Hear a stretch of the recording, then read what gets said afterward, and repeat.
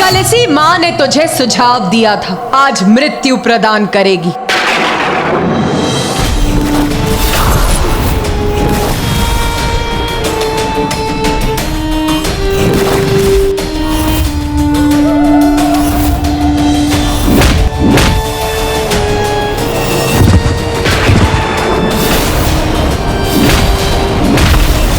बोल बोल, कैसा अनुष्ठान दुष्ट?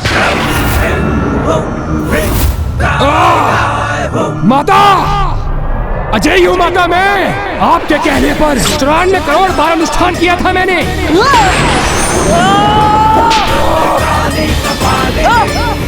माता, ये क्या कर रही है आप माता? माता मुझे मुक्त कीजिए। कोई क्षति नहीं पहुंचा सकता माता मुझे, क्योंकि आपने जो कहा मैंने वो ही किया। 94 करोड़ बार अनुष्ठान किया है माता मैंने।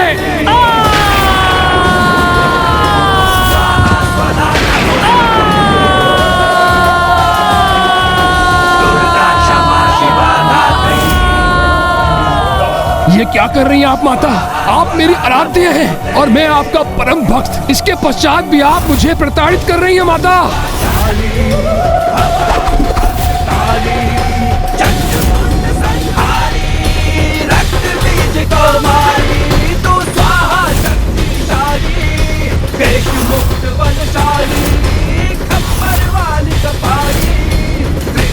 माता, ये पुनः इस गुफा में क्यों लेकर आई आप मुझे?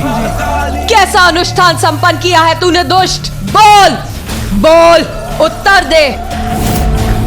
वही माता जो आपने कहा था। 94 करोड़ बार की पूजा अनुष्ठान की है मैंने, और ये हिमलम साक्षी है मेरे उस पूर्ण हुए अनुष्ठान के।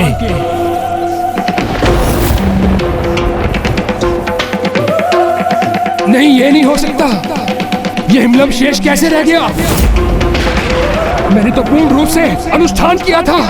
हाँ दुष्ट, चल अब वहां चल जहां तेरी नियति तेरी प्रतीक्षा कर रही है।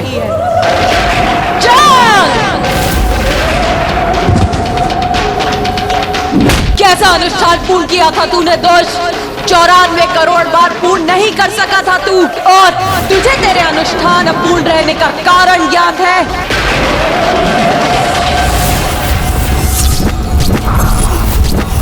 मेरा अनुष्ठान अपूर्ण कैसे रह गया?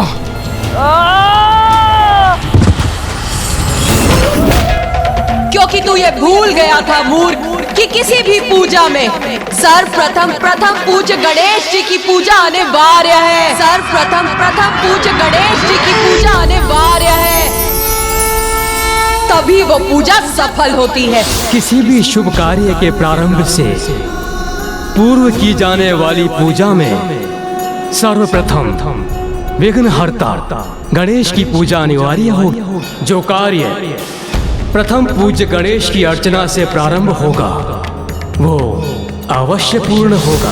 किंतु तूने तो उनका स्मरण भी नहीं किया मूर्ख, और नागों की प्रार्थना सुन। वो तुझसे नागों की रक्षा के लिए तेरी पूजा के लिए विघ्नकर्ता बने और तेरा अनुष्ठान असफल किया।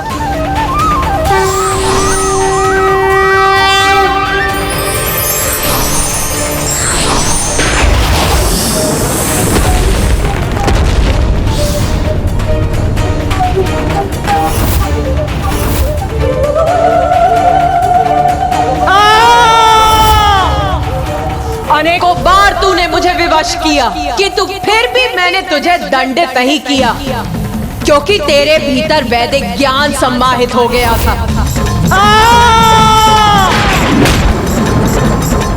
और इसीलिए आज तक देवी आदि शक्ति ने मुझे इसकी अनुमति नहीं दी थी कि तू अब तेरे पापों की गागर भरकर फट चुकी है। इसीलिए अब तुझे ये दर्शाने के लिए कि अत्याचार कितना भयंकर हो सकता है, कोई रोक नहीं है मुझ पे।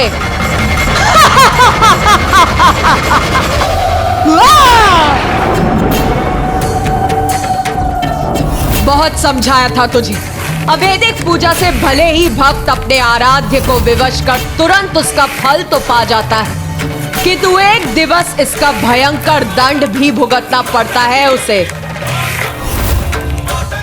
आज तुझे ज्ञात होगा कि किसी को विवश कर किसी से सहायता मांगने का कैसा भयावह दुष्ट परिणाम होता है।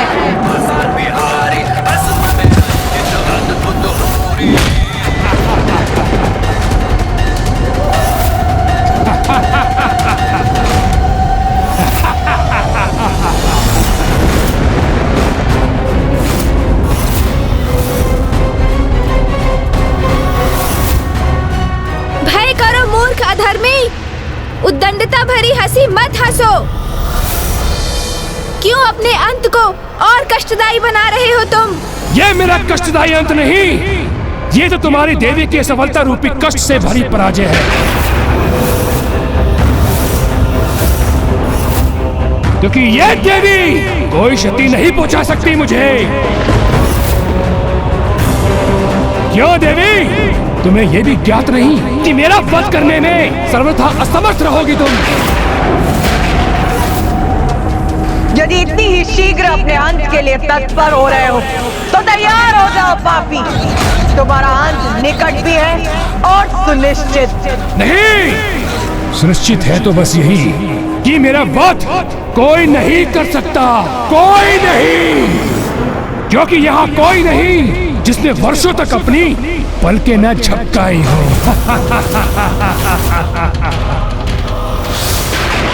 आप मुझे ये वरदान दीजिए कि मेरी मृत्यु एक स्त्री के हाथों से ही हो, किंतु वो ऐसी स्त्री हो जिसने वर्षों तक अपनी पलकें न झपकाई हो। जैसी तुम्हारी इच्छा वत्स, तथास्तु तथास्तु।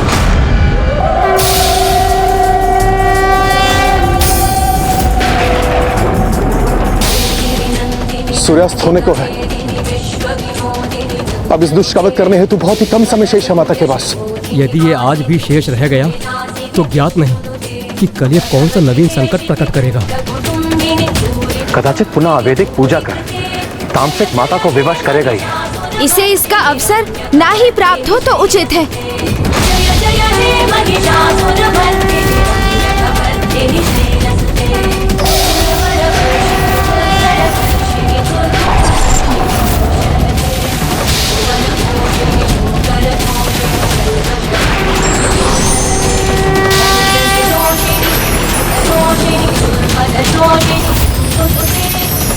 ये भयंकर प्रकाश कैसा है जिसे देखना भी मेरे लिए दुभर हो रहा है।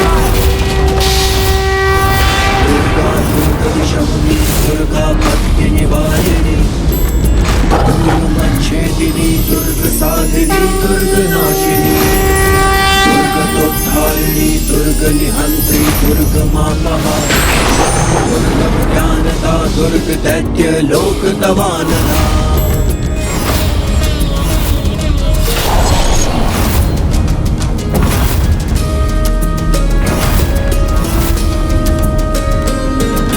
दुर्गमा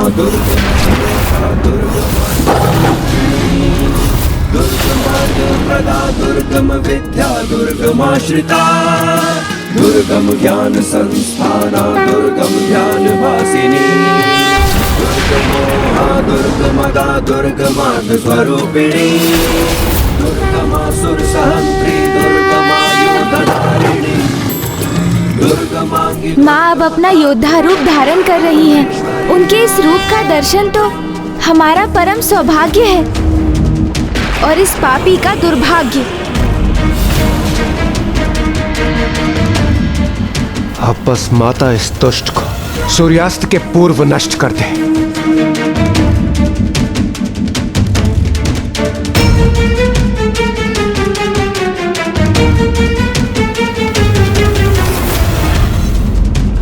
कुछ क्षण और व्यर्थ करने में सफल हो गया और मैं पुनः सुरक्षित हो जाऊंगा।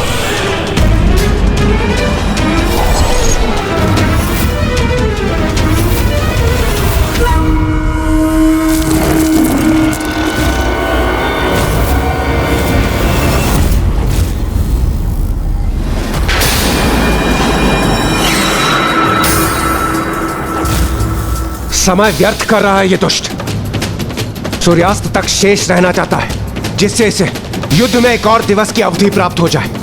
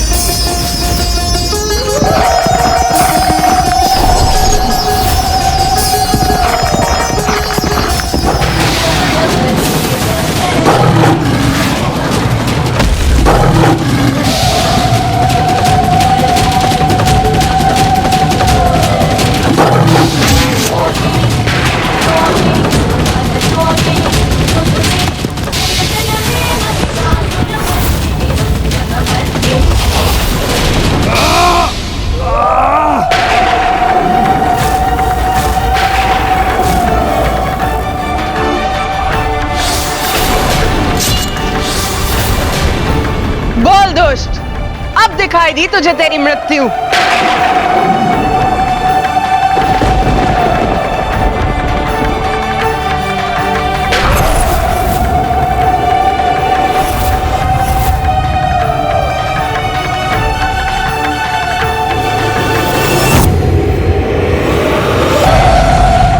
बस किसी प्रकार आज का सूर्यास्त देख लूं मैं।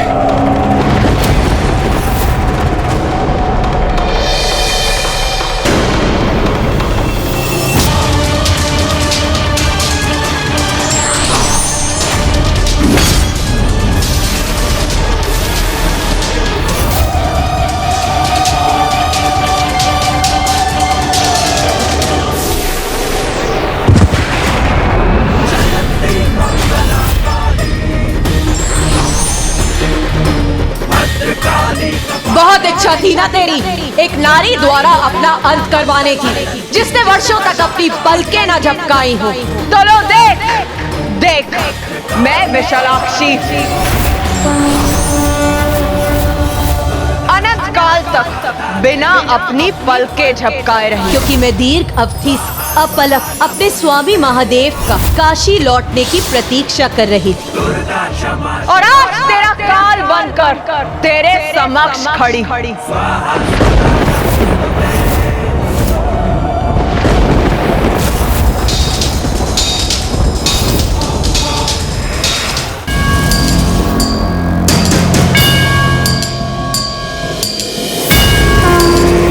माँ विशालाक्षी ने तो कभी अपनी पलकें नहीं झपकी। आज उन्हीं के हाथ उस दुष्ट की पलकें सदा सदा के लिए निस्पंद पड़ जाएंगी, बंद हो जाएंगी। देख दुर्गमासुर, देख मुझे दुर्गा रूप धारण कर तेरे समक्ष प्रस्तुत हूँ मैं।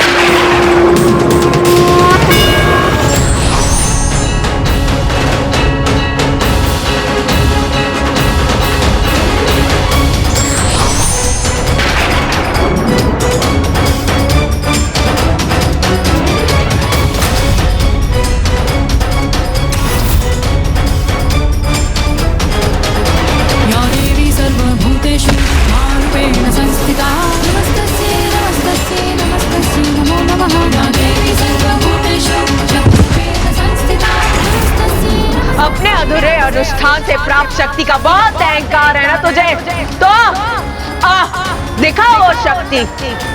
साहस शेष है तो युद्ध कर मुझसे। कुछ ही क्षण शेष रह जाऊं तो सूर्यास्त हो जाएगा।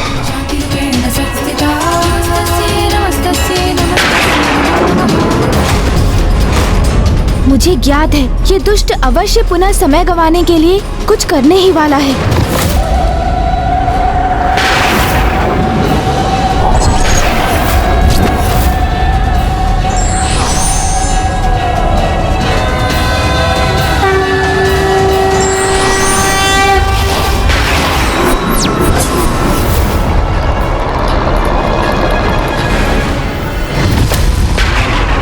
मेरी पूजा अवश्य पूर्ण न हुई हो, किंतु देवी आदिशक्ति को पराजित करने की मेरी इच्छा अवश्य पूर्ण होगी। रस्सी जल गई किंतु बल नहीं गया। इसे ही कहते हैं अहंकार। आज तेरे साथ तेरे अहंकार का भी अंत होगा दुर्गमासुर। नो! मेरे सहस्त्र हाथों से, सहस्त्र अस्त्रों से प्रहार होने का सामना करो।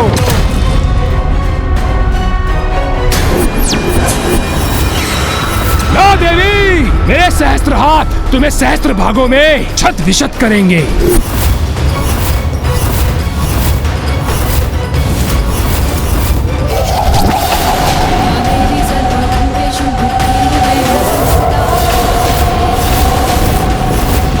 ये सहस्त्रों आकृतियां कहां से उत्पन्न हुई? ये क्या माया है?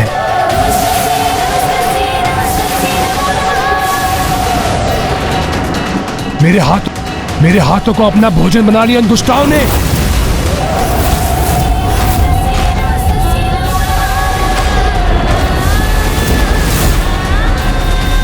और मेरे अस्त्र मुझ पर ही आ गिरे हैं।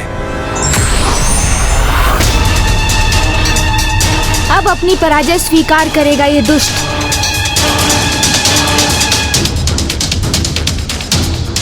तुम कुछ भी कर लो, किंतु दुर्गमासुर को पराजित नहीं कर सकोगे तुम।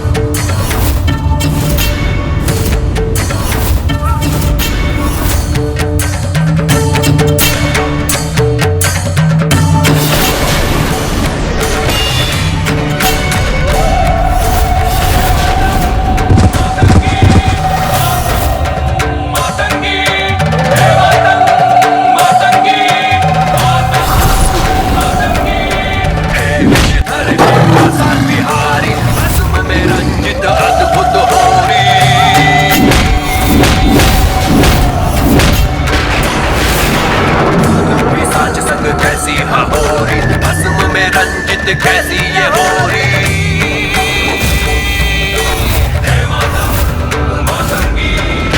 दुर्गा नाम का अर्थ ज्ञात है तुझे? दुर्गा अर्थात वो जो पापियों के लिए भक्षक और भक्तों के लिए रक्षक हो। दुर्गा अर्थात वो जो दुर्गम से दुर्गम कार्य को पल भर में पूर्ण करे। दुर्गा अर्थात वो जो दुर्गम से दुर्गम दुष्टता का विनाश कर शांति, समृद्धि और धर्म की सत्ता स्थापित करे। दुर्गा अर्थात वो जो पांचों ज्ञानेंद्रियों और पांचों कामेंद्रियों से उत्पन्न पाप विकारों के आभेद में फंसी आत्माओं को मुक्त कराए। और आज ये दुर्गा दुर्गमासुर का अंत कर उसकी आत्मा को पापमय जीवन से मुक्त करेगी।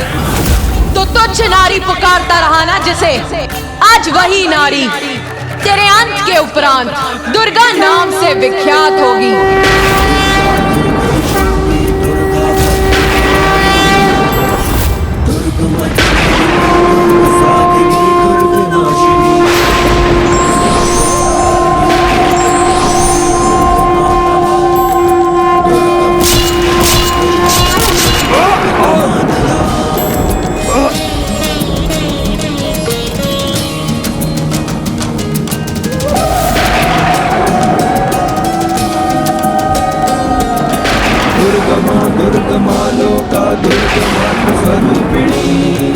दुर्गमार्ग प्रदा दुर्गम विद्या दुर्गमाश्रिता दुर्गम ज्ञान संस्थाना दुर्गम ध्यान भासिनी दुर्गमोहा दुर्गमदा दुर्गमार्ग स्वरूपिणी दुर्गमा। देवी की घोषणा के अनुसार उनका ये रूप देवी दुर्गा के नाम से विख्यात होगा।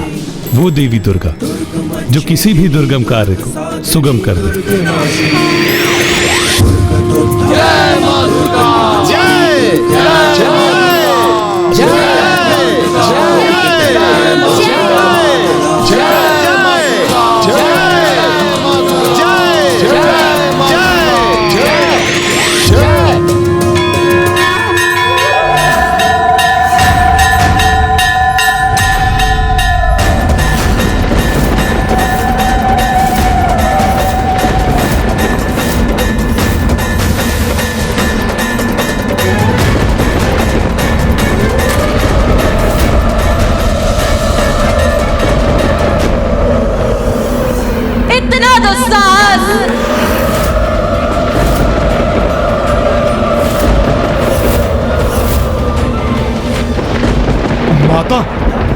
माता, मैं तो अपना कर्तव्य करने इस दुष्ट आत्मा को लेने भर आया था माता। अब एक भी पग आगे मत बढ़िएगा यमदेव। क्या हो गया है माता को? वो अभी भी इतनी उग्र और अशांत क्यों प्रतीत हो रही है?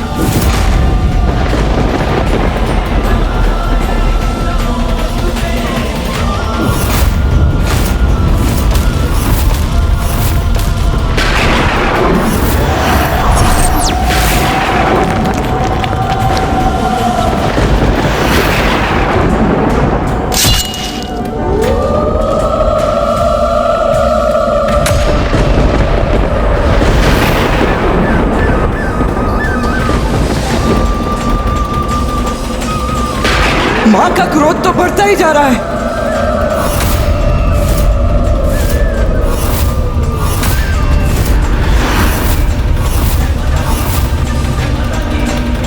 इससे पूर्व की माता का क्रोध अपने चरम पर पहुंचे और कुछ अनर्थ हो जाए, माता के क्रोध को शांत करना होगा।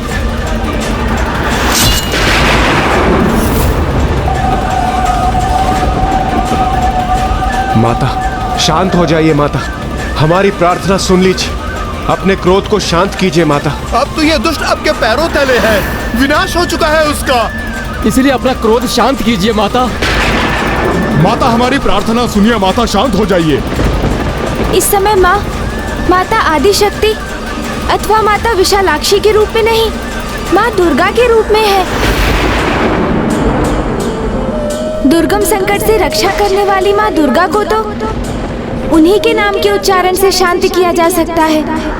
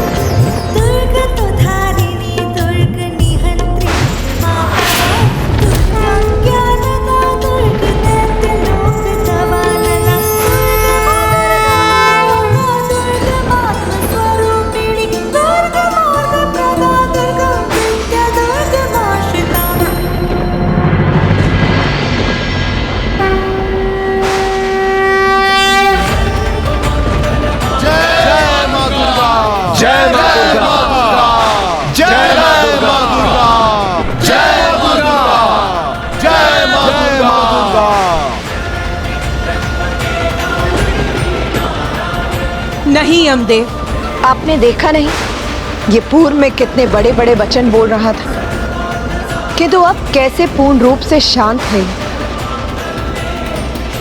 अर्थात अधर्म पथ पर चलने के लिए इसे प्रेरित करने वाले इसके प्रमुख अवगुण अहंकार का अब नाश हो चुका है। इसीलिए अब मेरे द्वारा इसका संहार होने पर इसे मोक्ष की प्राप्ति होगी।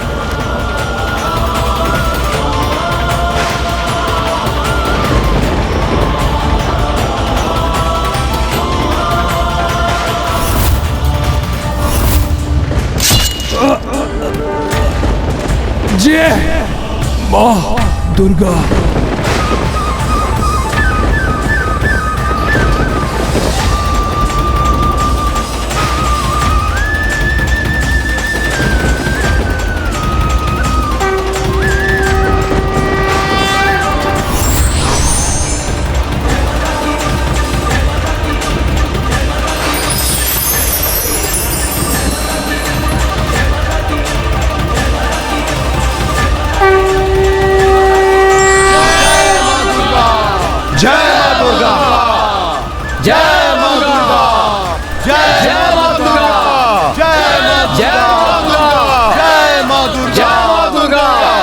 माँ दुर्गा, आपने इस महापापी का संहार कर हमें दुर्गम संकट से मुक्त किया, किंतु माता उन साधारण जीवों का क्या जो संकट के समक्ष भयभीत हो जाते हैं? उन्हें आपकी कृपा कैसे प्राप्त होगी माता? वो संकट के समक्ष निर्भय कैसे होंगे? पुत्र गणेश ने अभी मेरे जिन 32 नामों का उच्चारण किया, उन सभी नामों के विशेष अर्थ हैं। जो इन नामों के अर्थ समझ के मेरे द्वंद्विश नाम माला का जाप करेगा अथवा स्तुति करेगा, वो दुर्गम से दुर्गम संकट से बाहर आने का मार्ग अवश्य प्राप्त करेगा।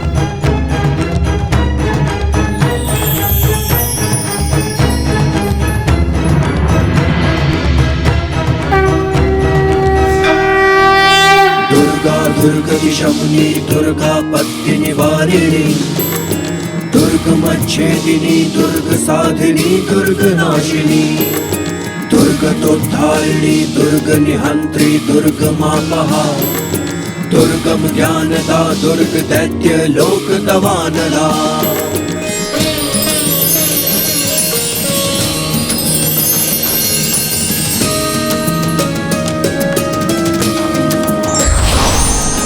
दुर्गमा दुर्गमा लोका दुर्गमात्म स्वरूपिणी दुर्ग मार्ग प्रदा दुर्गम विद्या दुर्गमाश्रिता दुर्गम ज्ञान संस्थाना दुर्गम ध्यान भासिनी दुर्गमोहा दुर्गमदा दुर्गमार्ग स्वरूपिणी दुर्गमासुर सहंत्री दुर्गमायुधधारिणी दुर्गमांगी दुर्गमता दुर्गम्या दुर्गमेश्वरी दुर्ग भीमा दुर्ग भामा दुर्ग भा दुर्ग दारिणी दुर्ग भीमा दुर्ग भामा दुर्ग भा दुर्ग दारिणी नामावली माम्यस्तु दुर्गाया मामा मानवः पठेत् सर्वो भयानः मुक्तो भविष्यति न संशयः। या देवी सर्वभूतेषु शक्तिरूपेण।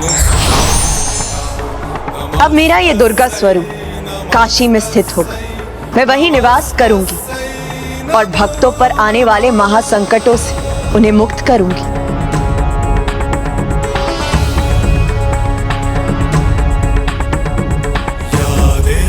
सर्वभूतेषु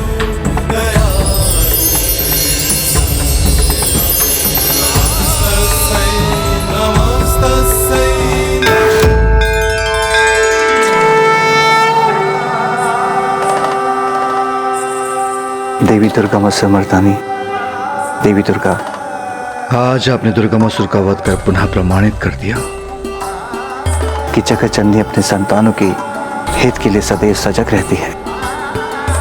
आपकी प्रत्येक लीला संसार के कल्याण के लिए ही होती है। काशी में अनेकों वर्षों तक बिना पल के झपकाए आपने मेरी प्रतीक्षा की, विशालाक्षी बनी। यदि आप ऐसा न करती तो दुर्गमासुर का वध दुर्गम हो जाता, किंतु प्रिय, अब आपकी संतानें पुनः सुरक्षित हैं, इसलिए अब आपके कैलाश लौटने का समय आ गया है।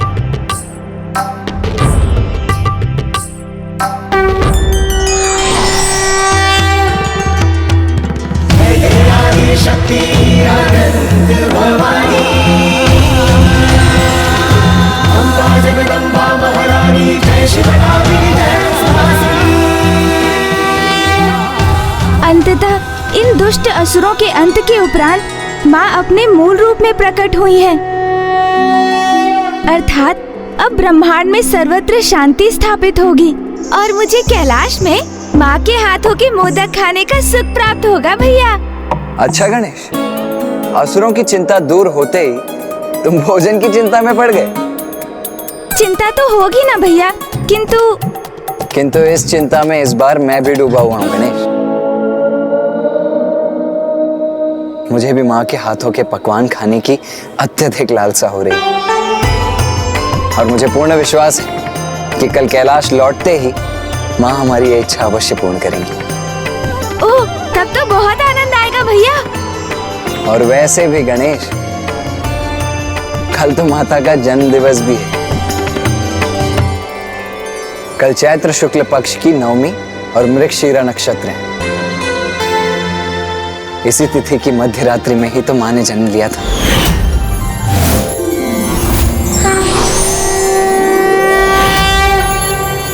तब तो कल माँ के जन्म दिवस के उपलक्ष्य में बहुत बड़े उत्सव का आयोजन करेंगे हम भैया। भैया, अब तो मेरी इच्छा हो रही है कि हम भोर होने से पूर्व ही कैलाश पहुँच जाएं।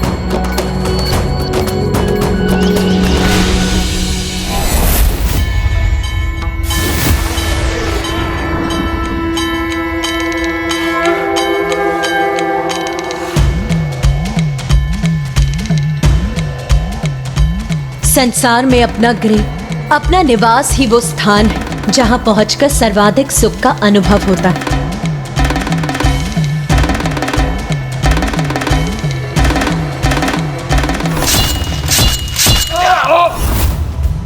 उस असुर के वध के समय माँ के मुख पर जितना क्रोध था, अब यहाँ कैलाश लौटकर उतनी ही आनंदित प्रतीत हो रही है वो।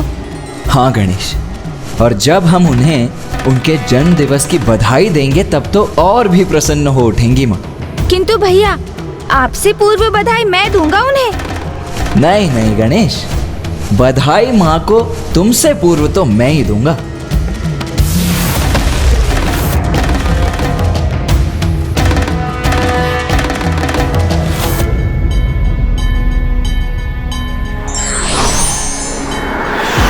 माता, माता आ गई, माता आ गई।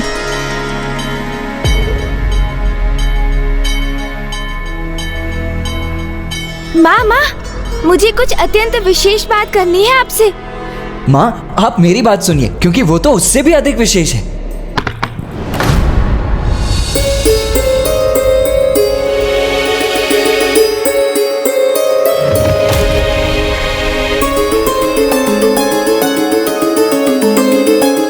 माँ क्या पुनः क्रोधित हो रही हैं? किंतु इसका क्या कारण हो सकता है गणेश? क्या पुनः किसी असुर से उत्पन्न संकट का आभास हो रहा है उन्हें? क्या हुआ माँ? वही जो मेरी अनुपस्थिति में यहाँ होता।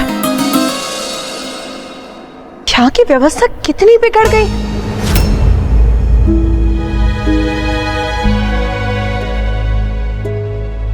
ये क्या कह रही है माँ?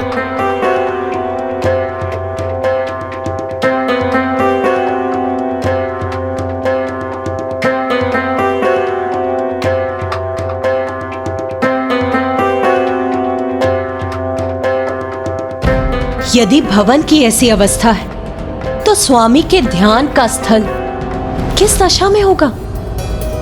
इतने बड़े युद्ध में इतने शक्तिशाली असुर का वध करने के उपरांत अब अपने योद्धा रूप को त्याग एक कुशल गृहिणी का रूप धारण कर लिया है माता ने।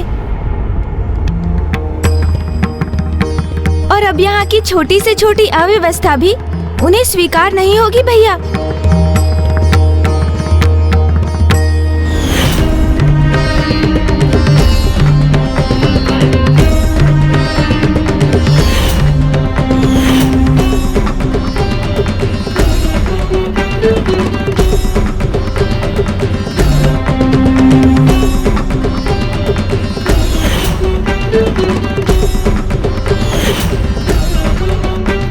तो मेरा अनुमान उचित था। यहाँ तो कोई स्वच्छता नहीं, सब कुछ कैसा बिखरा पड़ा है। हाँ, स्वामी अपना ध्यान कैसे करेंगे?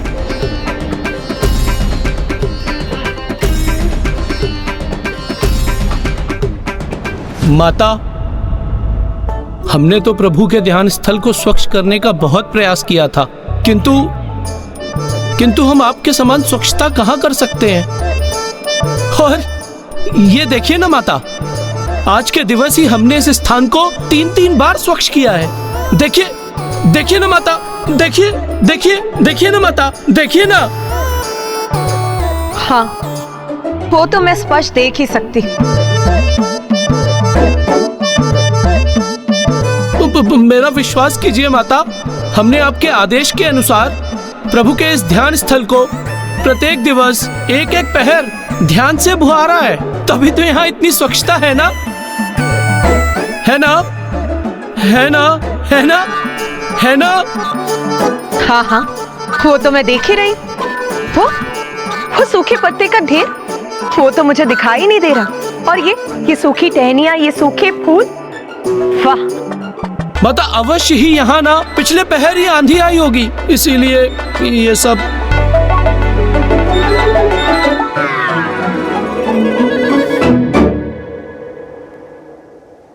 कोई बात नहीं नंदी जी, अब मैं आ गई हूं ना, अब मैं सब संभाल लूं।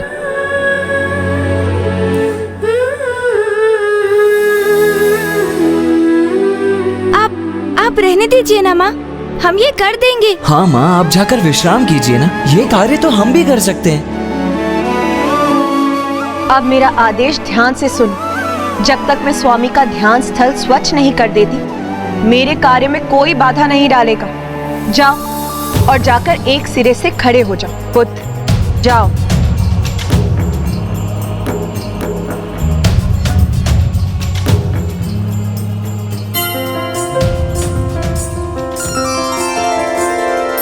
देवी जिसने चंड मुंड दानव संहारे, नारी बन के आज स्वयं घर को भी संवारे।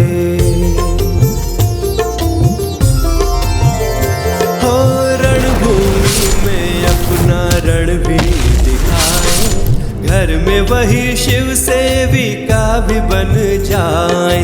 आंचल से अपने माँ आसन को पोछे, प्रेम और श्रद्धा से प्रभु को बिठाए।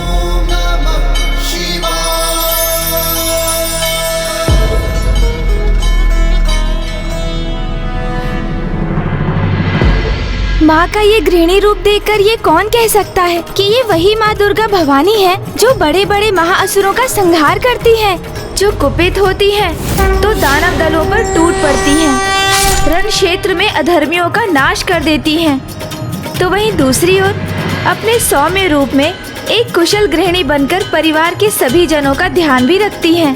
अब एक ही स्थान पर ऐसे क्यों जड़ गए हो तुम दोनों? जाओ, जाकर शीघ्र तैयार हो जाओ, क्योंकि अब मैं तुम दोनों के प्रिय पकवान बनाने जा रही। कैलाश लौटते ही बिना एक क्षण विश्राम किए तुमने एक माँ और पत्नी का भी दायित्व संभाल लिया। उमा, तुम्हारी प्रतीक्षा केवल मुझे ही नहीं, इस कैलाश को भी थी। तुम्हारा पुनः कैलाश में स्वागत है उमा। स्वामी, देवी पार्वती अपने गृहिणी रूप में उतनी ही समर्थ और कुशल है जितनी योद्धा रूप में। इसमें कोई आश्चर्य की बात नहीं, क्योंकि बहन किसकी है? तो अपनी बहन को उनके जन्म दिवस की बधाई देना ना भूलिएगा। मैं और देवी सरस्वती वहां जा रहे हैं, क्योंकि यदि हम उनकी श्रृंगार करने में सहायता नहीं करेंगे तो वो इसी प्रकार संपूर्ण दिवस गृहिणी का दायित्व निभाने में व्यस्त रहेंगी।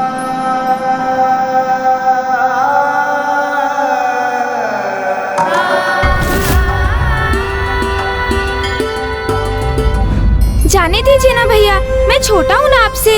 हाँ हाँ अनुज गणेश, मैं बड़ा हूँ तो ये अधिकार भी मेरा है।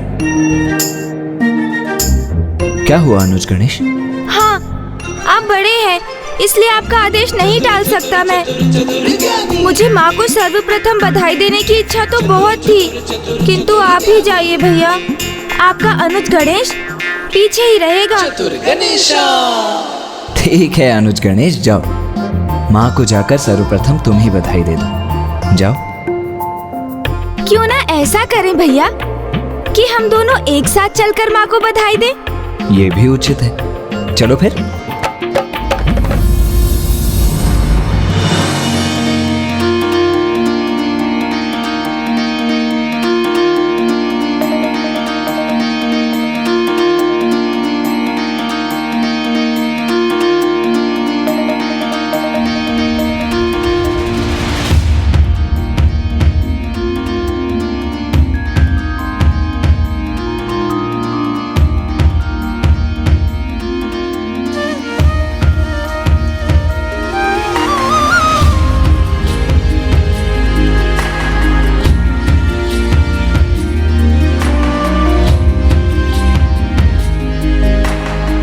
माँ तो यहाँ स्थित होकर भी पिताश्री की सेवा का ही विचार कर रही हैं भैया।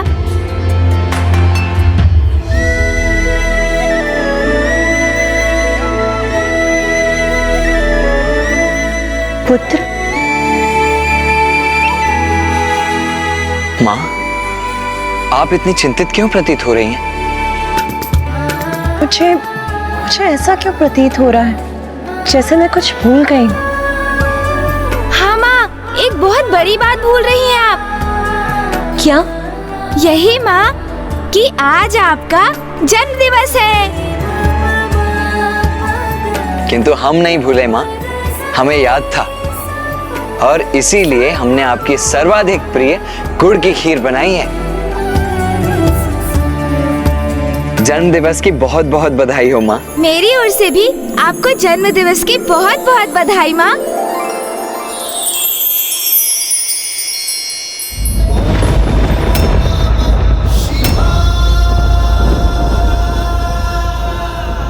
माँ का ध्यान फिर कहीं भटक गया। ओम नमः शिवाय।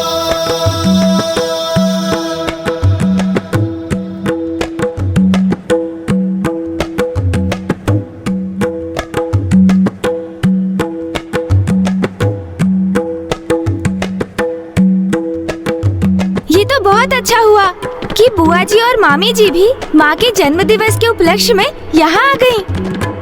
अब उनका साथ पाकर माँ अवश्य आनंदित होंगी।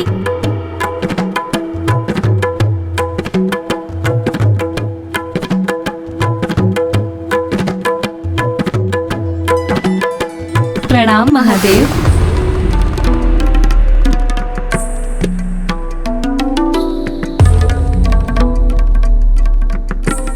माँ का ध्यान तो पिताश्री में ही लगा रहता है, किंतु बुआ जी माता सरस्वती और मामी जी माता लक्ष्मी भी माँ को बधाई देने की पूर्व पिताश्री को प्रणाम करने चली गईं। जबकि वो तो अभी भी ध्यानस्थ है। अर्थात माताएं भी पिताश्री को ही अधिक महत्व दे रही हैं।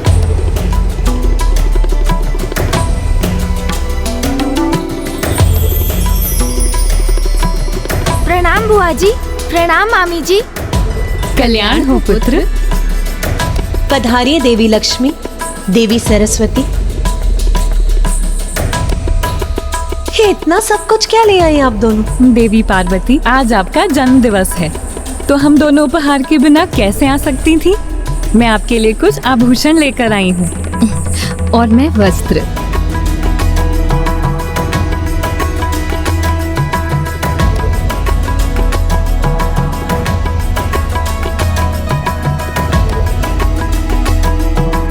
आपके इन उपहारों के लिए आपको कोटि कोटि धन्यवाद।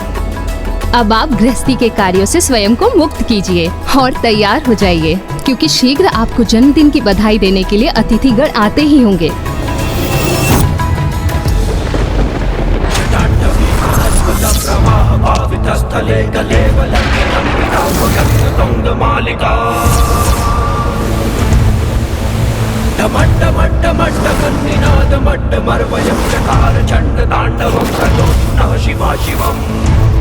इसलिए आज आपका श्रृंगार हम दोनों करेंगी। किंतु माँ, उसके पूर्व खीर का तो स्वाद ले लीजिए। ये तो आपको अत्यंत प्रिय है ना?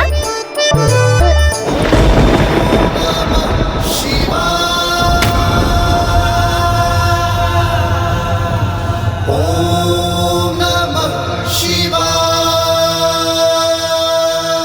माँ का ध्यान तो अभी भी कहीं और है।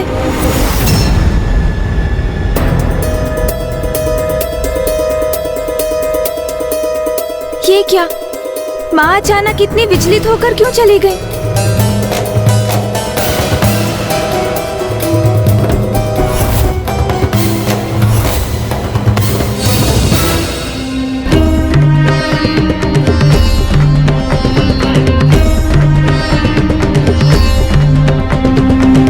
मेरा अनुमान उचित ही था। महादेव को आज मैंने कनेर के फूल तो अर्पित किए ही नहीं थे।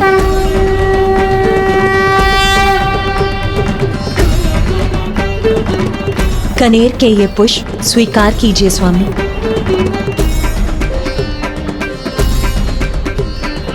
देवी पार्वती के लिए तो महादेव की पूजा ही सर्वोपरि है।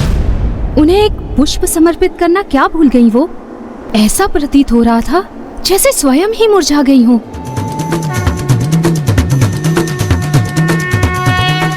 पिताश्री के लिए पूर्ण रूप से समर्पित है माँ। उनका कोई भी कार्य अधूरा नहीं छोड़ती।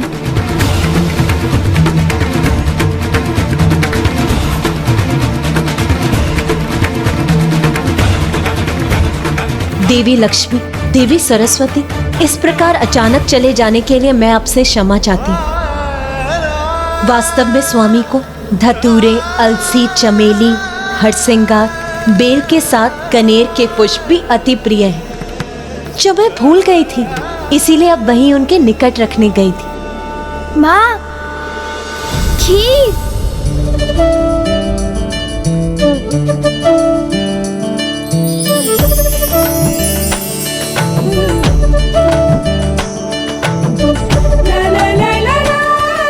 बहुत स्वादिष्ट है। मुझे बहुत आनंद आया पुत्रों। आपके इतने उपहार पाकर भी मैं अत्यंत प्रसन्न हूँ। किंतु अब मुझे पुनः अपने कार्य पूर्ण करने जाना होगा। प्रभु के लिए चूही के पुष्प और शमी के पत्रों की माला बनानी, उन्हें समर्पित करनी है। अब गृह के शेष कार्य आप बाद में कीजिएगा। वैसे भी ये पुष्प की माला तो प्रभु आपको भेंट करेंगे, क्योंकि आज आपका जन्मदिवस जो है। बस एक माला बनाने भर का अवकाश दे दीजिए। स्वामी का ध्यान पूर्ण होते ही उन्हें इसकी आवश्यकता होगी। ये माला तो मैं बना दूंगा माँ। आप निश्चिंत होकर जाइए और तैयार हो जाइए। आज आपका जन्म दिवस है ना? मुझे तुम दोनों के लिए भोजन भी तो तैयार करना है। माँ, आपके लिए खीर बनाते बनाते हम इतनी खीर का स्वाद ले चुके हैं कि हमारा उदर तो पूर्व में ही भर चुका है। हाँ माँ। बेलपत्र भी एकत्रित करने हैं मुझे। वो मैं कर दूंगा माँ। हाँ, किंतु परंतु कुछ नहीं, बस आप चलिए चलिए।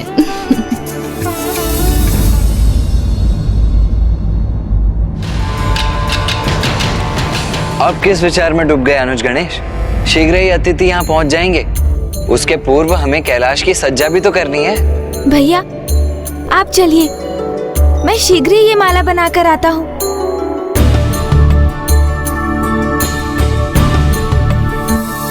माँ इतनी शक्ति संपन्न होकर भी पिताश्री के प्रति एक छोटी सी भूल सुधारने, उन्हें एक पुष्प देने के लिए इतनी विचलित क्यों हो गई कि बुआ जी और मामी जी को छोड़कर पिताश्री के निकट भागी चली गई। माँ आदि शक्ति है वो, फिर भी पिताश्री को लेकर वो एक साधारण गृहिणी का ही आचरण क्यों करती है?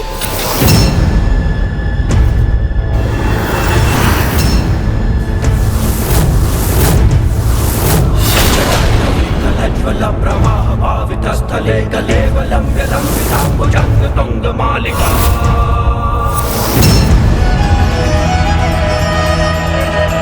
सूरज चमके माथे पर टीका, ऐसी शोभा देखती सृष्टि हालत का हरक फीका। केशों के जुड़े सजाए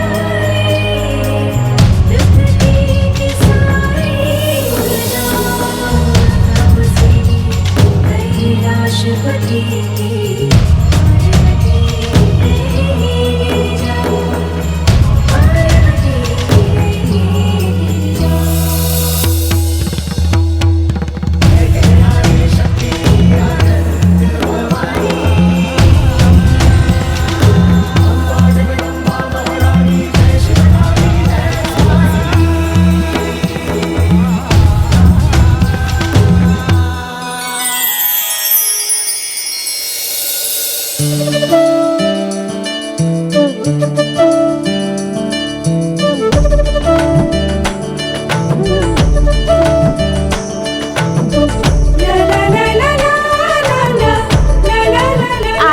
शीघ्रता कीजिए, क्योंकि माँ के तैयार होकर यहाँ आने के पूर्व यहाँ सभी कार्य संपन्न हो जाने चाहिए, अन्यथा वो स्वयं इसी कार्य में लग जाएंगी।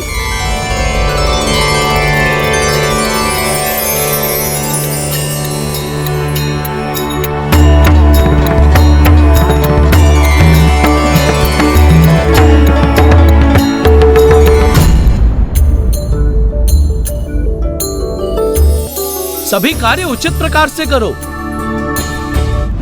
प्रणाम गणेश जी। ओह नंदी जी प्रणाम। अरे ये क्या कर रहे हैं नंदी जी, मार्ग दीजिए, मुझे अतिथियों के लिए लड्डू बाहर रखने हैं।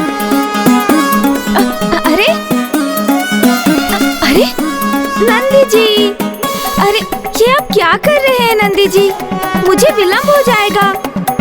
सब अतिथि पहुँचते ही होंगे और माँ भी तैयार होकर आती होंगी। अरे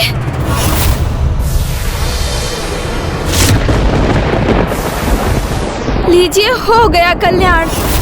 किंतु अब मैं ना दीपक गिरने दूंगा ना लड्डू, अन्यथा माँ के यहाँ आने के पूर्व सभी कार्य संपन्न नहीं हो सकेंगे।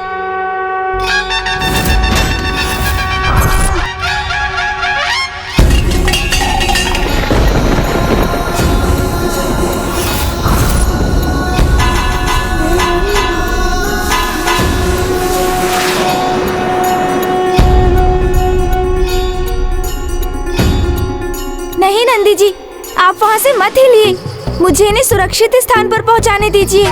माँ के जन्म दिवस पर किसी भी प्रकार की अव्यवस्था नहीं होनी चाहिए।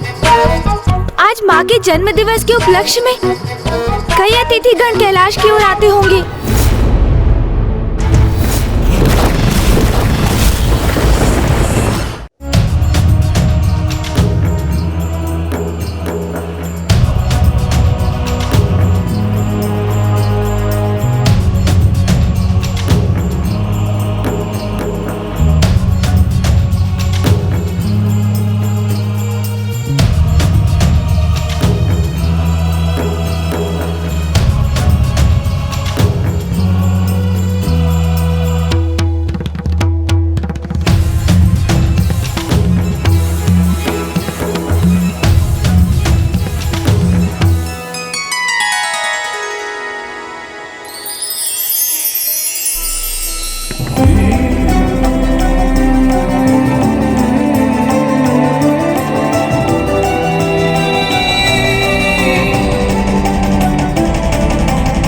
मैं तो बस इतना ही चाहता हूँ कि जैसे ही माँ तैयार होकर बाहर आए, सभी माँ को बधाई देने के लिए माँ के द्वार पर पंक्तिबद्ध खड़े हो जाएं और माँ को ढेर सारी बधाइयाँ दें।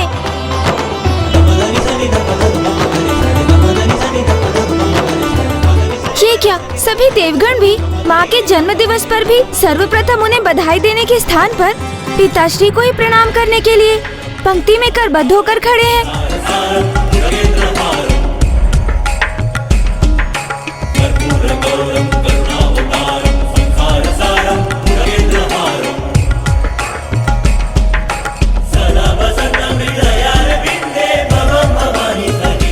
पिताश्री जगत पिता है, देवेश्वर है, महादेव है, किंतु माँ भी तो जगत जननी देवी आदिशक्ति है।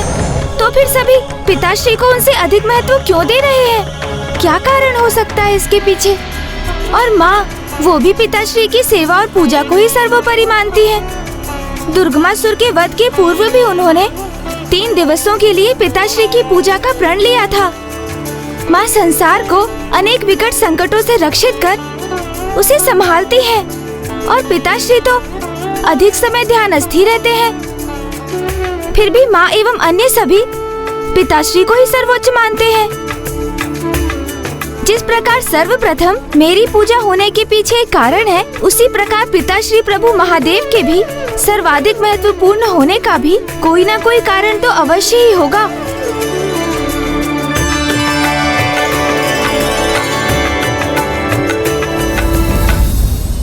भैया भैया। नहीं नहीं अनुज गणेश, मैं वहीं आ रहा हूँ। देखो अनुज गणेश, चाहे जो भी हो, माँ को पिताश्री की पूजा के लिए ये बेल पत्र तो मैं ही जाकर दूंगा। तुम कोई अन्य सेवा सोच लो। आपसे सेवा का अधिकार लेने नहीं आया हूँ मैं भैया, मैं तो बस अपनी किसी जिज्ञासा को शांत करने आए हो, है ना? तो पूछो अनुज गणेश, क्योंकि तुम्हारी प्रत्येक उलझन को सुलझाने में मैं तुम्हारा अग्रज ही तो तुम्हारा सहायक बनता हूँ, नहीं? संकोच मत करो अनुज गणेश, पूछो, क्या पूछना चाहते हो? भैया, पिताश्री तो अधिक समय ध्यान में ही लीन रहते हैं। संसार की रचना हो अथवा दुष्टों का संहार, उनकी अपेक्षा इसमें माँ का ही योगदान अधिक प्रतीत होता है। और मामा जी श्री हरि नारायण, सृष्टि के पालनहार, फूफा जी ब्रह्मदेव सृष्टि के सृजन करता है।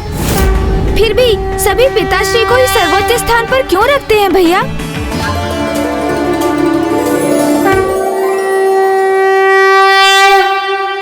नागेंद्रहाराय त्रिलोचनाय भस्मांग। आज तो बड़ी अभूतपूर्व जिज्ञासा जागृत हुई तुम्हारे भीतर अनुज गणेश, किंतु तुम चिंता मत करो, तुम्हारी ये जिज्ञासा भी मैं शांत करूंगा। अनुज गणेश, पिताश्री एक ही स्थान पर ध्यान में स्थित अवश्य दिखाई प्रतीत होते हैं, किंतु वहीं स्थित रहकर भी संसार के समस्त क्रियाकलापों के संचालक वही हैं। संसार के इस गूढ़ रहस्य को समझने के लिए सर्वप्रथम तुम्हें महाशिव तत्व को समझना होगा अनुज गणेश।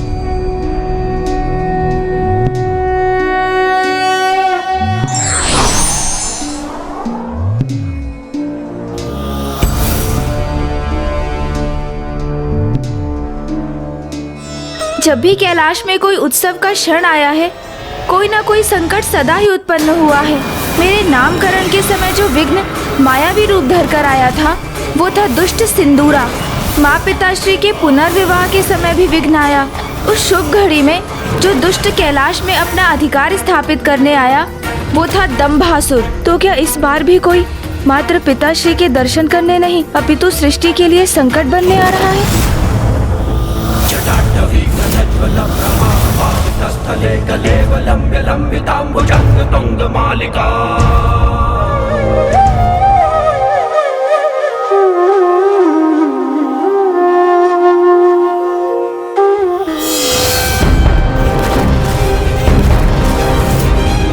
वह शर्वो रुद्रः पशुपतिरथो ग्रह सह महा।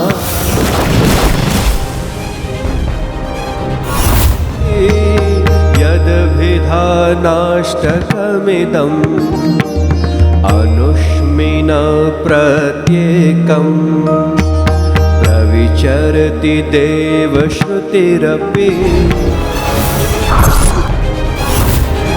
मे प्रणिहित नमस्योऽस्मि भवते।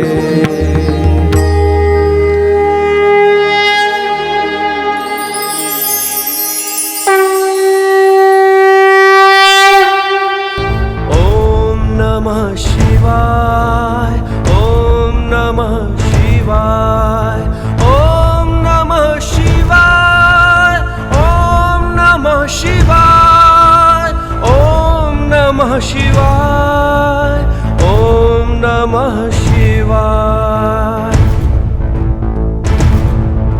डमड्डमड्डमड्डमन्निनादमड्डमर्वयं चकार चण्ड ताण्डवं तनोतु नः शिवा शिवम्।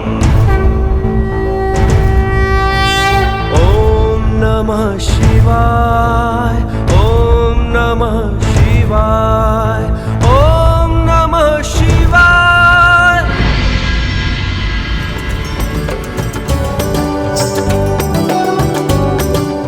अनुज गणेश, मैंने अभी जिस स्रोत का उच्चारण किया उसके अनुसार शर, भव, रुद्र, उग्र, भीम, पशुपति, महादेव और ईशान जगत पिता शिव की अष्ट मूर्तियां हैं।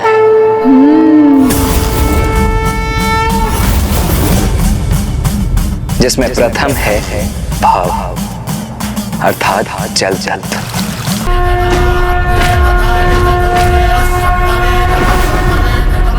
जो चंद्र का प्रतिनिधित्व करते हैं। अखिल परिपालना पूरणा जगत कारणा सत्य देव देव प्रिया। सप्तम मूर्ति है ईशान और वही परम ऊर्जा गतिशील होकर अपने स्त्री रूप में मां पार्वती एवं पुरुष रूप में श्री हरि नारायण बनकर प्रकट होती है। अर्थात शिव ही सृजनकर्ता ब्रह्मदेव भी है और पालनहार श्री हरि नारायण भी। शिव ही परम ब्रह्म है। सभी जीवों की नियति उनके जन्म मरण के निर्देश। तुम्हारे प्राण हरने आया हूँ, यमराज तुम्हारे प्राण हरने आया हूँ। भगवान शिव ने ही मुझे संहार संहारक सभी तो शिव हैं। शिव ही प्रणव अर्थात ओम है जो समक्ष ब्रह्मांड में गूंजते हैं। शिव ही वो दिव्य नार हैं जिसके कारण समक्ष ब्रह्मांड गुंजायमान है। शिव ही वो स्वर है जिनका हम श्रवण करते हैं, इसीलिए हम सब उन्हीं को भजते हैं। और उन्हीं दया निधान को भजने से एक दुष्ट चोर समस्त सृष्टि के धन का संरक्षक बन गया। चोर धन रक्षक बन गया? किंतु कैसे? मैं कुछ समझा नहीं। गणेश जी, अपने प्रथम जन्म में मैं यागदत्त नामक एक ब्राह्मण था जो उच्च कुल में जन्म लेने के उपरांत भी जुए तथा मादक पदार्थों के लत के कारण चौर्य कर्म करने लग गए। किंतु एक दिवस चोरी करते समय मुझे सैनिकों ने देख लिया और उनसे अपने प्राणों की रक्षा करने हेतु मैं रात्रि काल में एक निर्जन स्थान पर स्थित शिव मंदिर में जाकर छिप गया।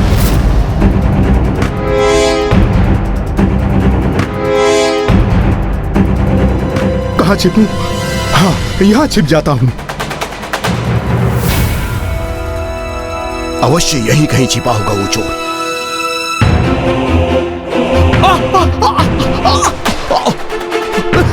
ये सैनिक मुझे पकड़े ना पकड़े, यहाँ का ये भयानक घोर अंधकार ही मेरे मृत्यु का कारण बनेगा। कुछ करना पड़ेगा, कुछ।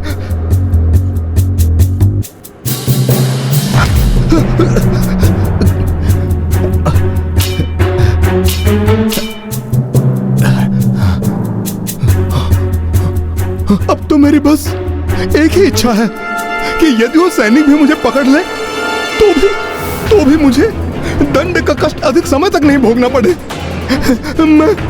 मैं अधिक समय तक मैं कारागार में नहीं रहना चाहता।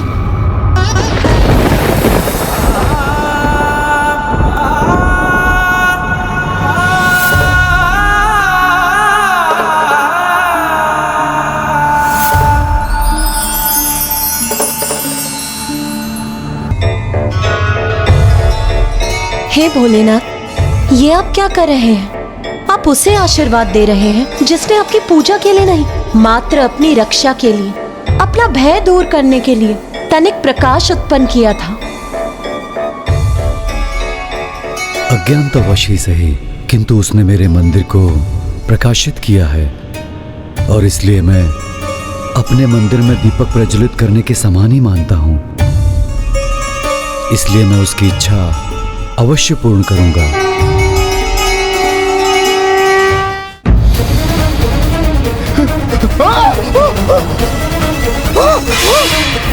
बहुत भगाया तुमने हमें, किंतु अब तुम नहीं भाग सकोगे। अब तो तुम्हें मृत्युदंड प्राप्त होकर ही रहेगा। मृत्युदंड? नहीं, मृत्युदंड नहीं। तो क्या वास्तव में उस जन्म में आप मृत्युदंड के भागी बने कुबेर जी? जी गणेश जी, मुझे तो वही प्राप्त हुआ जिसकी मैंने इच्छा की थी। एक ऐसा दंड जिसका अंत भी शीघ्र हो और उसमें कष्ट भी क्षणिक हो।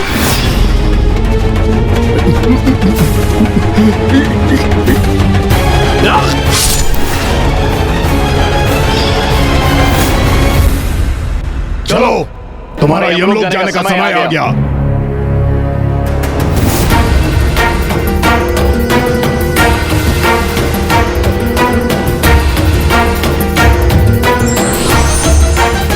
यज्ञदत्त यमलोक नहीं जाएगा। हम यमदूत हैं। यमराज जी की आज्ञा अनुसार ही इन्हें लेकर जा रहे हैं। हम शिवगढ़ हैं। हम प्रभु शिवशंकर की आज्ञा का पालन करने के लिए यहाँ उपस्थित हुए हैं। भोले बाबा ने इन्हें पुनर्जन्म देने का निर्णय लिया है।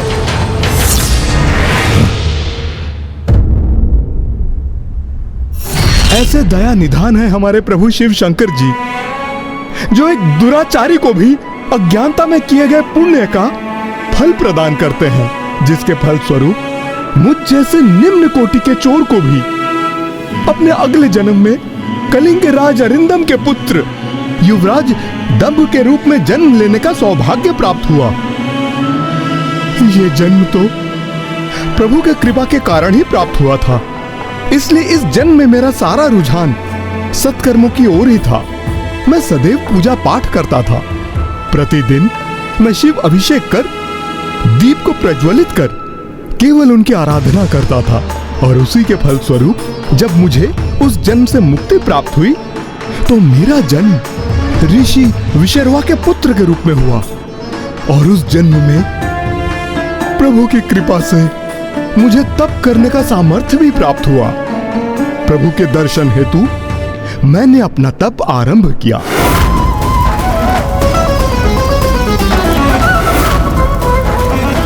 मेरे तप का प्रभाव बढ़ता ही जा रहा था। ओम नमः शिवाय, ओम नमः शिवाय, ओम नमः शिवाय, ओम नमः शिवाय, ओम नमः शिवाय। तुम्हारी तपस्या पूर्ण हुई वत्स, तुम्हारी तपस्या पूर्ण हुई वत्स।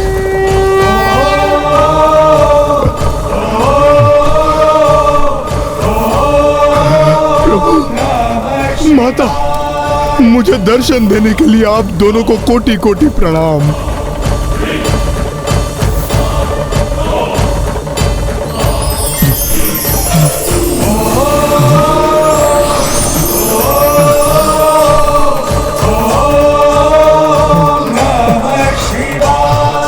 वत्स, वरदान मांगो। अपने कठोर तप के परिणाम स्वरूप क्या चाहते हो तुम? प्रभु, प्रभु, मेरी तो एक ही इच्छा थी कि मुझे स्वयं आपके दर्शन प्राप्त हो, और आपने तो मुझे माता के साथ दर्शन देके धन्य कर दिया। प्रभु, धन्य कर दिया।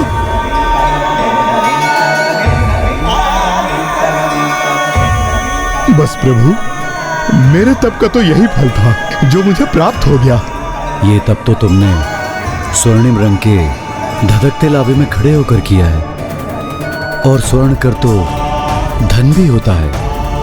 इसलिए वत्स कुबेर, मैं तुम्हें संसार के समस्त धन के संरक्षक बनने का वरदान देता हूँ।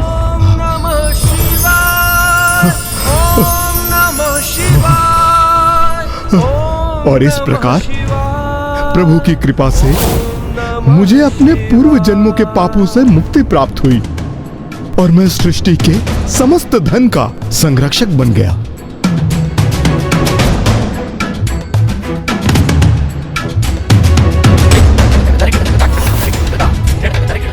किंतु इसके लिए आपने भी तो अत्यंत कठोर तप कर महादेव को प्रसन्न किया था कुबेर जी। गणेश जी, जो तप माता लक्ष्मी ने किया था उसके समक्ष मेरा तप तो कुछ भी नहीं था, क्योंकि उन्होंने अपने यज्ञ में आहुति के रूप में स्वयं अपने ही अंग को प्रस्तुत किया था।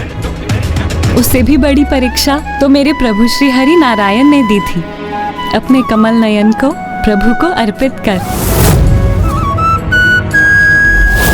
भ्राता श्री हरि नारायण और देवी लक्ष्मी ने भक्ति का ऐसा अनूठा और श्रेष्ठ उदाहरण प्रकट किया है जिसे संसार कभी भूल नहीं सकेगा।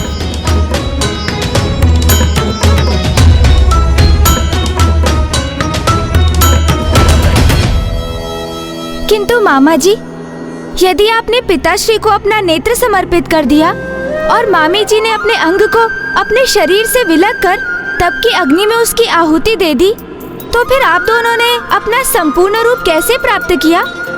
ये सब तो प्रभु महादेव की ही लीला थी पुत्र गणेश। उन्हीं की कृपा से हमें पुनः पूर्णता भी प्राप्त हुई थी। मामी जी, पिताश्री महादेव की अद्भुत लीला और आप दोनों की अद्भुत त्याग की कथा विस्तार से कृपया सुनाइए ना। देवी लक्ष्मी, क्यों ना आप अपने तप की कथा सुनाकर गणेश की जिज्ञासा को शांत करें। अवश्य स्वामी, तभी तो पुत्र गणेश को ज्ञात होगा कि आपके कारण इतना कठोर तप क्यों किया था मैंने। मामा जी, श्री हरि नारायण के कारण? कदाचित मुझे ये कहना चाहिए कि उनके लिए तप कर रही थी मैं, क्योंकि एक बार वैकुंठ में जब मैं स्वामी की सेवा कर आनंदित हो रही थी, तभी स्वयं अपने नेत्र मूंदे किसी और ही आनंद में लीन थी।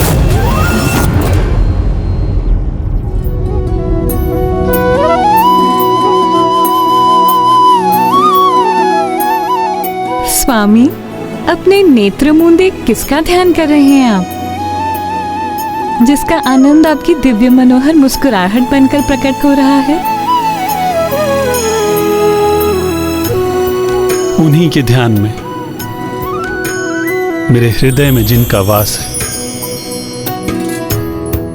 समझी, आप तो मेरे ही ध्यान में डूबे हैं।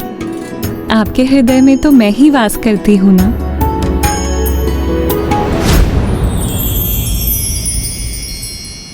जो मैंने आपसे कहा उसे अपनी प्रतिक्रिया देकर स्वीकार क्यों नहीं किया आपने?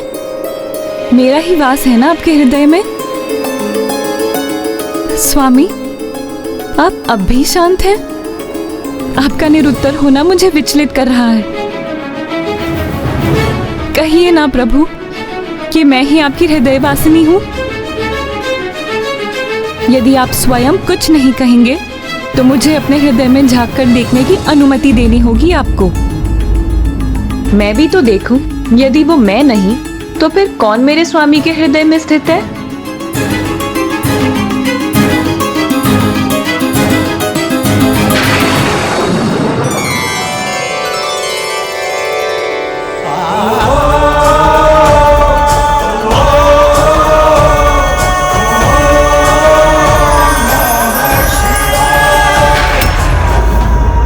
प्रभु महादेव,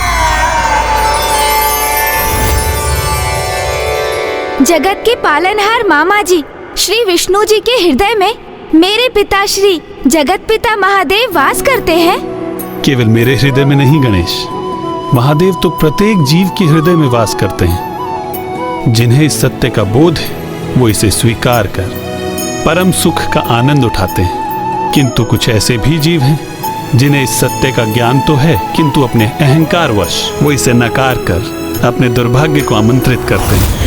ओम नमः शिवाय, ओम नमः शिवाय। और फिर ऐसे भी जीव हैं जो इस सत्य से अभी भी अनभिज्ञ हैं। उन्हें तो इस परम सत्य का ज्ञान होना अभी शेष है। किंतु यदि आपके हृदय के एक भाग में पिताश्री का वास है तो अवश्य दूसरे भाग में मामी जी का ही वास होगा।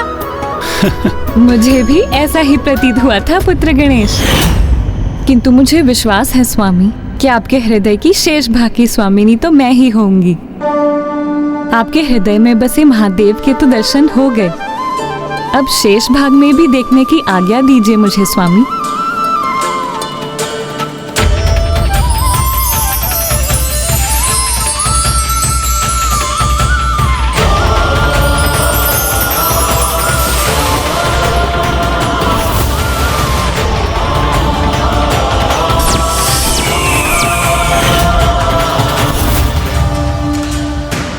आपके हृदय के एक भाग में भगवान शिव और दूसरे भाग में समस्त संसार है, तो फिर वहाँ मेरा स्थान कहाँ है प्रभु?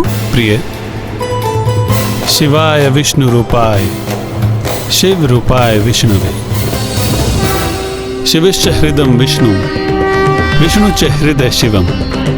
जिस प्रकार महादेव के हृदय में मेरा वास है, उसी प्रकार मेरे हृदय में महादेव का वास है।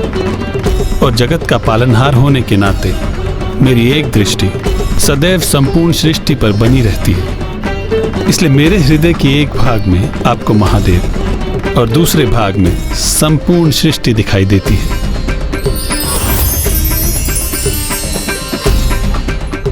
किंतु मेरे साथ ऐसा अन्याय क्यों स्वामी?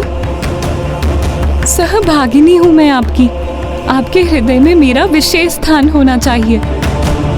मैं इस अधिकार से वंचित क्यों हूँ स्वामी? मुझे अपने हृदय में स्थित होने का, अपनी हृदयवासिनी बनने का वरदान दीजिए स्वामी। प्रिय, यदि मैं ऐसा कर सकता तो अवश्य करता, किंतु ये वरदान तो केवल भोलेनाथ ही दे सकते हैं, क्योंकि मेरा यह हृदय तो सहस्त्र वर्षों से केवल महादेव की भक्ति में ही लीन है। मेरे इस हृदय पर मुझसे अधिक अधिकार तो महादेव का है।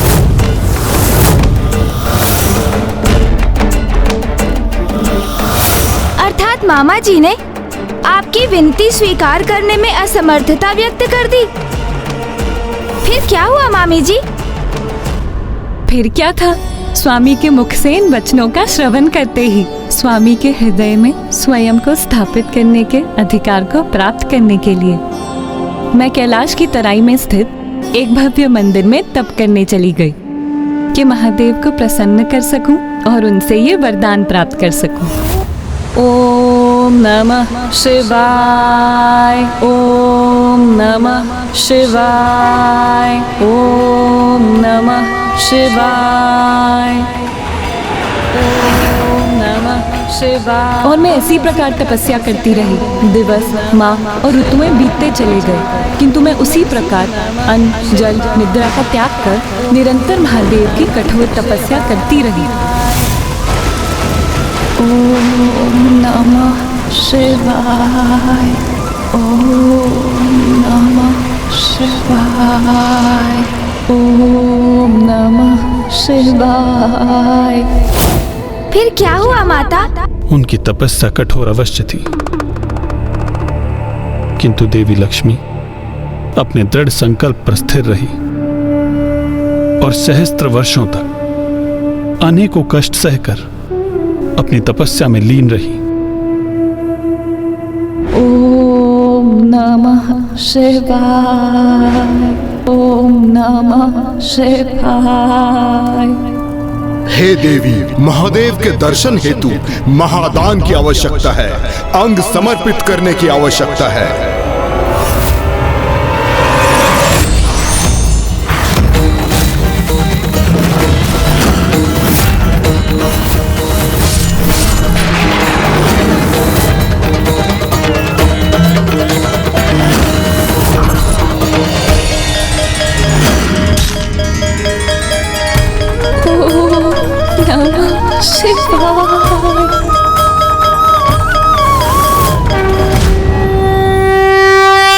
और फिर देवी लक्ष्मी के त्याग से और कठोर तप से प्रसन्न होकर महादेव ने उन्हें दर्शन दिए और महादेव के प्रकट होते ही महादेव की कृपा से देवी लक्ष्मी के शरीर में पूर्व के समान पुनः पूर्णता प्राप्त की।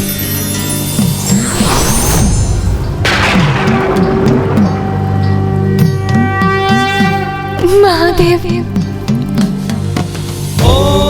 हे प्रभु, हे महादेव, आपके दर्शन पाकर मैं धन्य हो गई। देवी लक्ष्मी, मैं आपके अत्यंत कठोर तप से मैं अति प्रसन्न हुआ। कहिए मुझसे क्या वरदान चाहती हैं आप? प्रभु, कोई भी पत्नी से अतिरिक्त और क्या चाहेगी कि उसके पति के हृदय में उसका वास उसी प्रकार हो जिस प्रकार उसके स्वयं के हृदय में उसके पति का स्थान होता। किंतु महादेव, जब आप दोनों ही एक दूसरे के हृदय में वास करते हैं तो मेरे स्वामी के हृदय में मेरे लिए स्थान कहाँ? इसीलिए प्रभु, मेरी तो एक ही इच्छा है कि मैं मेरे स्वामी की हृदय वासिनी बन सकूं और उनके हृदय में एक विशेष स्थान प्राप्त कर सकूं। तथास्तु, तथास्तु, तथास्तु। जिस प्रकार आपके हृदय में श्री हरि का वास है, उसी प्रकार मुझसे भी पूर्व उनके हृदय में आपका ही स्थान होगा। उनके हृदय में आपका ही स्थान होगा। उनके हृदय में आपका ही स्थान होगा। चंद्र भी पूर्ण हो गया बन के माथे की शोभा, त्रिलोचन त्रिकाल की जग में लागे अलौकिक ये आभा। और इसीलिए संसार में आपका एक और नाम प्रचलित होगा, विष्णु बक्षु विभूषणी, विष्णु बक्षु विभूषणी।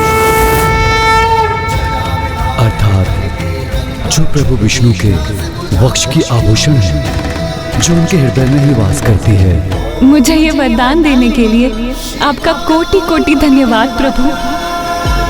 और आज मैं भी ये घोषणा करती हूँ, जो भी ओम विष्णु वक्षु विभूषणी मंत्र का जाप करेगा, उसके गृह में सदा मेरा वास होगा।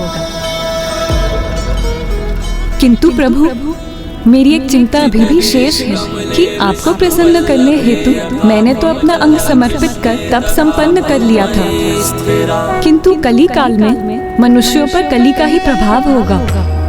वो मोह माया से ग्रस्त आत्म प्रेम में मुग्ध रहेंगे, तो आपको प्रसन्न करने हेतु वो अंग समर्पित कैसे करेंगे प्रभु?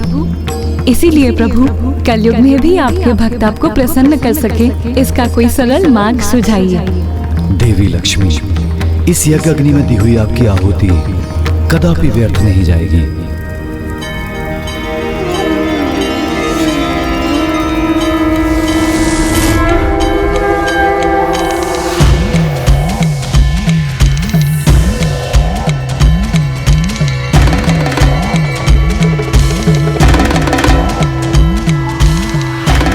आपके सर्वोच्च त्याग का सुफल संसार को अवश्य प्राप्त होगा। यज्ञ अग्नि में जो अंग आपने अर्पित किया, उससे उत्पन्न वृक्ष वेल वृक्ष कहलाएगा, जो मनुष्य के लिए अत्यंत गुणकारी होने के साथ साथ 5 प्रमुख लक्ष्मी स्थानों में से एक होगा। और इस वृक्ष के 3 पत्रों में ऐसा अद्भुत जुड़ाव होगा, जिससे संसार को त्रिदेवों के एक होने का संदेश प्राप्त होगा। और जो भक्ति भाव से ये बेलपत्र शिवलिंग पर चढ़ाएगा, बिना कुछ कहे उसकी सभी मनोकामनाएं समस्त पूर्ण होंगी। धन्यवाद प्रभु, धन्यवाद। और इस प्रकार प्रभु महादेव ने मुझे मेरे स्वामी के हृदयवासिनी बनने का सौभाग्य तो प्रदान किया ही, किंतु उसके साथ शिव हृदय को प्रसन्न और प्रभावित करने के लिए जगत को ये बेलपत्र भी प्रदान किया।